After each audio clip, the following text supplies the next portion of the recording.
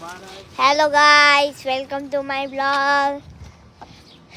तो मेरे मामा गार्बेज फेंक रहे हैं, उसकी जॉब है करने की। और हम प्यारे से मौसम के आई है बाहर गार्बेज रखने के लिए। आई मीन तुमको पता ही होगा, मैं रोज वीडियो बनाती हूँ पर कल नहीं बनाती बिकॉज मुझे स्कूल जाना होता है और मुझे बैठना होता है, कुछ काम भी करना पड़ता है। तो मेरे मामा को भी काम करना पड़ता है। एग्जैक्टली हर मॉर्निंग उसको काम करना पड़ता है। तो ये मामा गावे फटाफट ना कीजिए।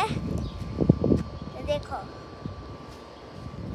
तो गाइस, मैं मामा को फोन आ रही हूँ। देखो હેલો ગાઈઝ, જય માતાજી મિત્રો. ભાઈ વાગે છે સાંજના 7. તો ભાઈ વેધર આવું છે ભાઈ, ફર્સ્ટ ક્લાસ તડકો છે બરોબર. થોડી મજા આવે એવી છે બરોબર. બીજું તો કહે નહીં, આપણે